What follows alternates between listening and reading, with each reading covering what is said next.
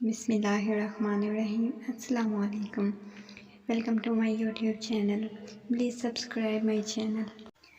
آج میری بہن پھر سے گمسم بیٹھی ہوئی تھی۔ میں نے اپنی جڑواں بہن زینب کی طرف دیکھا۔ وہ فوراً سے نظریں چڑھا گئی۔ میں نے کہا، کیا بات ہے زینب؟ بتاتی کیوں نہیں ہو مجھے؟ کیا ابا نے تم سے کچھ کہا ہے؟ میری بات سن کر اس کے ہونٹوں پر ایک مسکراہٹ برآمد آئی جس نے میرے دل کو دھچکا لگا تھا۔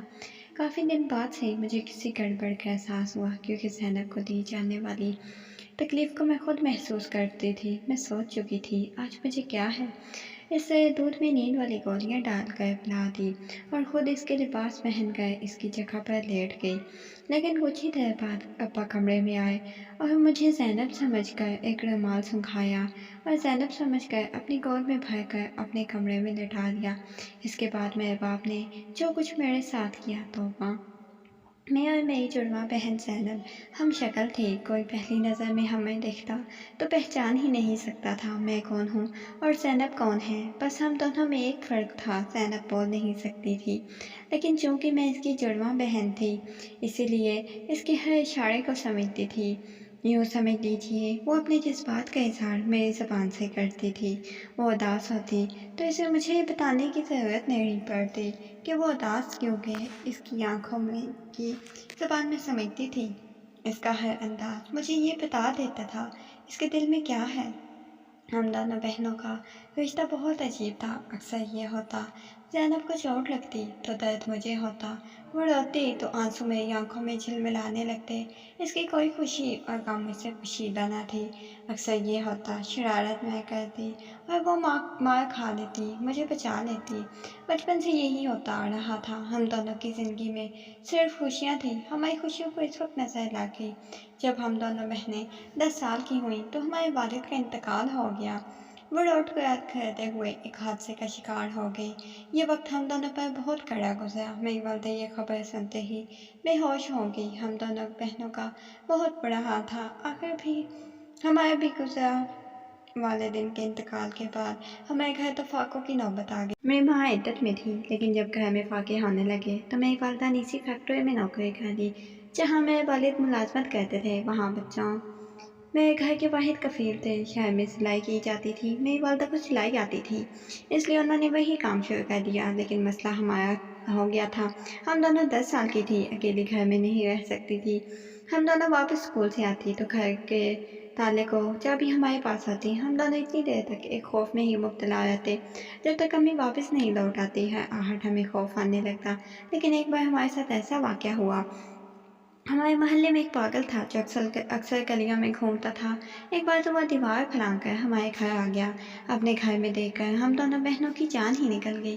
وہ پاگل ہمیں بڑی عجیب نظر سے دیکھ رہا تھا۔ ہم سمجھ نہیں پا رہی تھی کیا کریں۔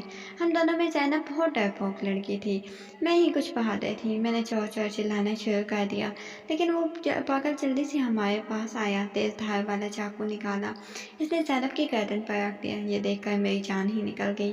میں نے کہا، چھوڑو میری بہن کو۔ اونچی آواز میں کہنے لگا، تو نے شور کیا تو تیری بہن کا گلا کاٹ دوں گا۔ اس پاگل شخص نے چاقو زینب کی گردن پر دبا دیا، جس سے زینب کے گلے سے خون رسنے لگا۔ یہ دیکھ کر تو میں دیوانی ہو گئی۔ میں اس طرح تیزی سے بھاگی، وہ سمجھ ہی نہیں پایا۔ اس بات پر اس کے ہاتھ پر بڑی زور سے میں نے جو کاٹنا شروع کر دیا۔ وہ جھٹ سے پیچھے ہٹایا۔ میں نے کمرے میں موجود لوہے کا گلدان پکڑا اور سیدھا اس پاگل کے سر پر وار کیا۔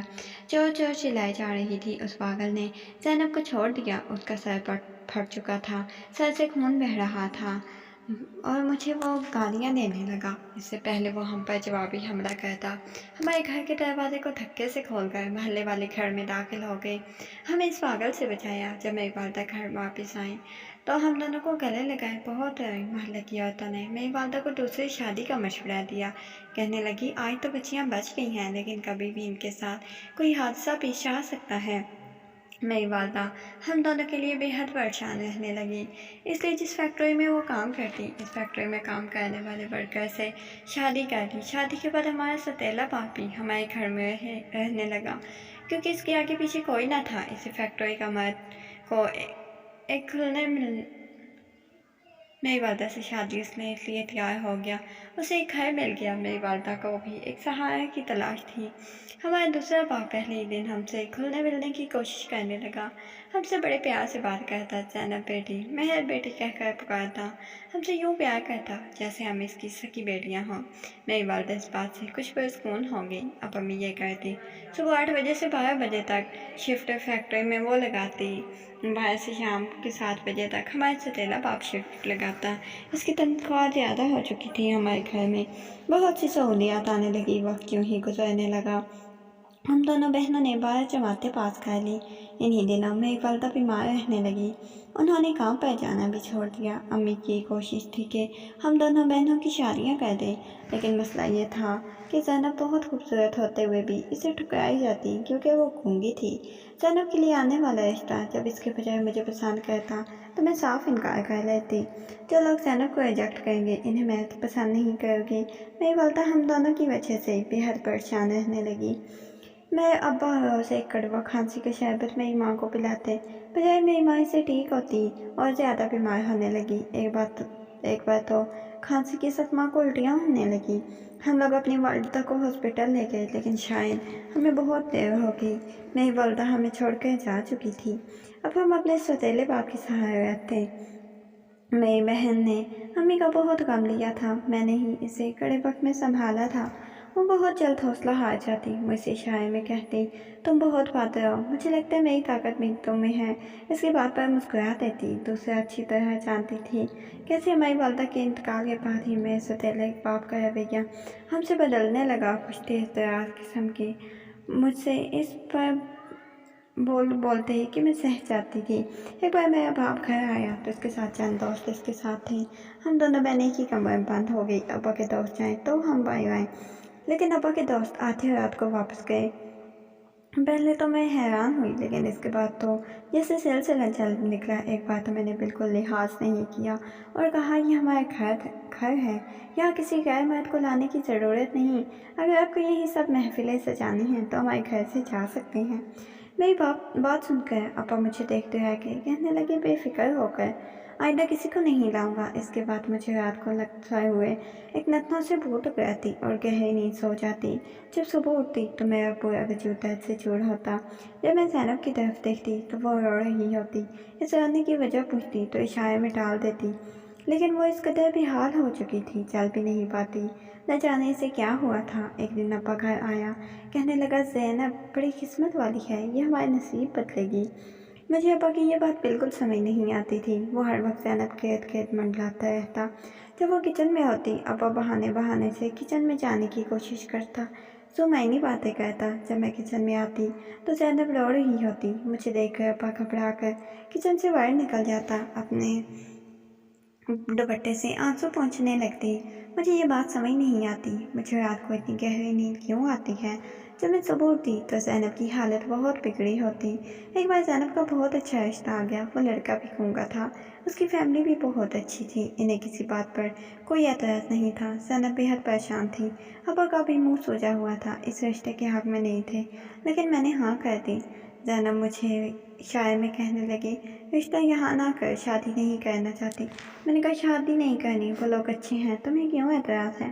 وہ مجھے بڑی بے بسی سے دیکھنے لگی، آنسو اس کی آنکھوں سے بہنے لگے۔ میرا دل دھک سے آ گیا، مجھے لگا کچھ گڑبڑ ضرور ہے۔ اس رات میں نے اپنے نتنوں میں روئی ڈالی، کیونکہ مجھے صبح کے بعد ہی گہری نیند آتی تھی۔ زینب سے کہا وہ میرا جوڑا پہن کر سوئے اور میں اس کا جوڑا پہن کر سوؤں گی۔ زینب مجھ سے پوچھنے لگی، میں نے اس کو سمجھایا، وہ میری بات مان گئی۔ میں نے رات کو جب زینب کو دودھ میں نیند والی گولی پلا لی، میں سچ جاننا چاہتی تھی۔ زینب کی آنکھیں دیکھ چکی تھی، جس نے میرے دل کی دنیا تو بے چین سا کر دیا تھا۔ میری بہن کی قلب اذیت وہی تھی جس کا مجھے شک تھا، دونوں کی شکلیں ملتی تھیں، اس لیے ابا مجھے زینب سمجھ کر اپنے کمرے میں اٹھا کے لے گیا۔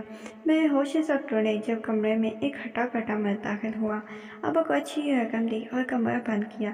میرے ہاتھ میں اس وقت لال مرچیں تھی۔ وہ میرے پاس آیا، اٹھ کر بیٹھ گیا، لال مرچیں اس شخص کی آنکھوں میں ڈال دی۔ وہ چلانے لگا، میرا باپ कमर में आया।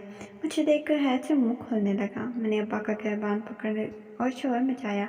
वाले के साथ पुलिस और अब्बा के दोस्त को भी ले गई। मैंने ज़ैनब से कहा, इसने मुझे ये सब क्यों नहीं बताया, क्यों जुल्म सहते हुए? वो रोने लगी, मुझसे कहती, अब्बा के इस गूंगेपन का ये फ़ायदा उठाता था, मुझसे डरता था क्योंकि मैं शोर मचा देती, उसे झंझोड़ के रख दिया। इसके साथ मैंने ज़ैनब से कहा, इसने मुझे ये सब क्यों बताया, क्यों जुल्म सहते? वो रोने लगी, कहती, अब्बा इसके गूंगेपन का फ़ायदा उठाता है, मुझसे डरता था क्योंकि मैं शोर मचा देती। मैंने अपनी बहन की शादी वहीं कर दी जहाँ से रिश्ता किया था, सारी सच्चाई बताकर। वो लोग बहुत अच्छे हों, उन्होंने कोई एतराज़ नहीं किया। जहाँ लोग बुरे होते हैं वहाँ अच्छे भी होते हैं। अगर आपको स्टोरी अच्छी लगी हो तो मेरे चैनल को सब्सक्राइब कर दें। शुक्रिया।